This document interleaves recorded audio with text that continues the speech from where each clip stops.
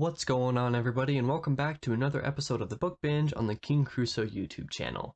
This week, on episode 16 of the series, we are doing a review of Stephen King's The Shining. Now, this is a very legendary book. There's not necessarily a whole lot that I can or need to say before we just kind of get right into some of my thoughts.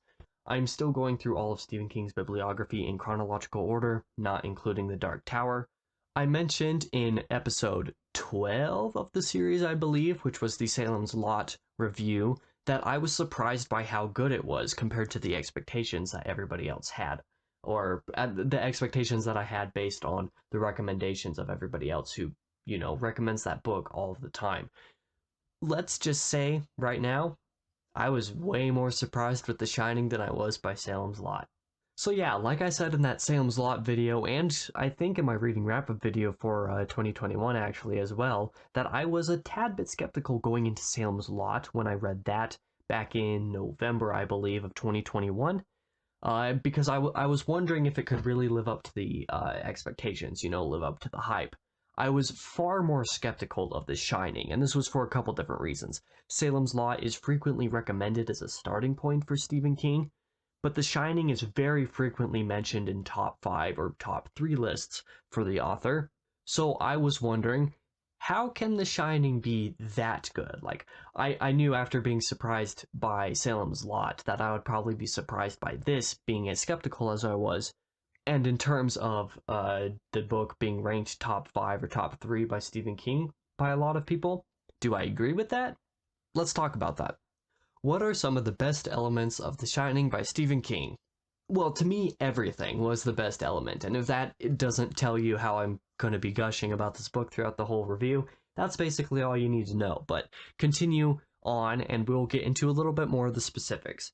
First of all, I love the character work of this book. The character work of Stephen King in general, like in Salem's Lot, for example, was very good in the first place, and I was not disappointed by it. But this book is insane with the character work. In the movie for The Shining, Jack is kind of a wacko, psychopath, weird type of seeming person from the very start, but that is not the case in this book, and that actually surprised me a little bit, because Jack is a very admirable, or at least sympathetic character at the very beginning of this book, and that did all sorts of great things for me. Wendy's a phenomenal character as well. You really feel super good and happy about all of these characters, but this family as well. You just feel sorry and sympathetic, but also happy for all of them because you really care about the characters despite their obvious flaws. Danny is a really cute kid as a character. Like, I really liked his character in the book. Halloran is super intriguing and awesome. Like, I love Halloran. I loved reading his viewpoints and his interactions with Danny as a character. A couple different points in this book are also incredible. Like, some of the best stuff in this book is the way Halloran interacts with Danny. Outside of character work, probably my favorite thing that I noticed in this book was the foreshadowing. It is insanely good. Now, I was vaguely aware of what the ending of this book would be because of Dr. Sleep's movie adaptation, because Dr. Sleep's movie does, at the very end, what The Shining's book does more. At least that's the way that I was explained to it.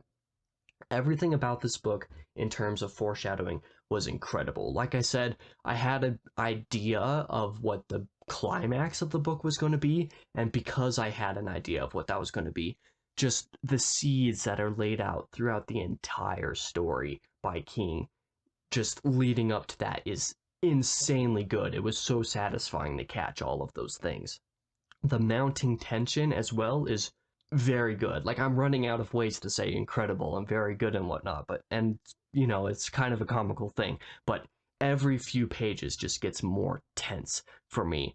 As the Overlook takes hold of Jack and the other characters and whatnot, things get crazy super quick, and it was very, very enjoyable to read about. As Jack descends into madness, because we all know that that's a lot of what the plot of this book circles around, I was legit super sad. I will just say that. I was super sad about Jack going into craziness, because, like I said earlier, Jack is actually a very sympathetic person at the very beginning of this book, as opposed to the movie where he seems like a jerk from the very start. In this book, he is very likable in a lot of ways. So it broke my heart to read this book and see things just kind of fall to pieces, like almost depressed. I read parts 1 through 4 all together super, super, super quickly and just went out of my mind. Like at the end of at the end of part 4, it was affecting me so much that I had to take a break for 2 or 3 days before I actually started reading part 5 because I needed to just get away for a little bit. The way that everything was just affecting all these characters that I really truly felt a deep connection to just broke my heart, like I said. And here's an opinion that I have. Stephen King frequently gets associated with writing really bad or terrible endings. The Shining is not an example of one of them. Out of all the Stephen King books that I've read, all of them have actually had really good endings. Carrie's ending was great. Salem's Lot ending was great. This ending was incredible. They've all been very good. So at this point in time, I can't see the association that Stephen King can't write good endings, but I'm sure I'll see that in the future, at least a little bit. But I'll say this ending is incredible. Like I said, all of the foreshadowing is so good, so the payoff of everything that happens at the end is mind-bogglingly cool. Like, I can't even use words in the English language to describe how much it satisfied me without spoiling the whole book for those who haven't read it. Like, I could not describe the reasons why I love everything about this book without going into massive spoilers in terms of scenes and foreshadowing and character arcs and stuff like that. It's just so good. There's nothing more than I can say about this book other than that it was so great. I personally view it as perfect. When it comes to my overall thoughts and observations, in case you couldn't tell, I absolutely loved The Shining. Like, this surprised me so much. I mentioned a couple times up at this point, I was a lot more skeptical going into this than I was going into Salem's Lot. This worked so well for me. It was so good. Like, it is, for me, a 10 out of 10 absolutely perfect book. Like, this is probably a top 5 of all time, possibly top 3 of all time favorite book for me. It just blew me out of this world. It was so, so good. If you by any chance still haven't read The Shining yet, I 110% recommend that you do so. I'm 100% sure that 99.9% of you will not be disappointed, at least if you're already watching this video. And of course, we all know that the movie adaptation of The Shining is much different than this. The movie is still good, don't get me wrong, but man, reading this book was something else. So I guess that'll probably do it for this video. It's a little bit of a shorter one, but I mean, I can't really go on for another 10 minutes just gushing about this book without going into spoilers. All I really needed to say was, I love this book, 10 out of 10, perfect. But if you enjoyed the video anyway, please give it a like and subscribe if you enjoy and want to see more stuff on the channel. Go ahead and ring the bell if you want to be notified for that kind of stuff. Check out seasonalproductions.com for a very nifty backlog of all the video and writing content that I do, all in one place, and their separate pages and whatnot.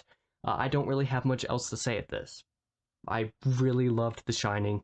I fully expect for it to remain in the very top of Stephen King's books for me forever. Like, I don't know if it'll remain my #1 forever, because that's where it's at, but I don't see it going lower than top 3, to be completely honest. It was just incredible. So, yeah, like I said, that'll be the end of this video. I'll be back again next week with whatever the next video is. I don't know what it is off the top of my head. So, whatever it is, I'll be back again then. See you guys.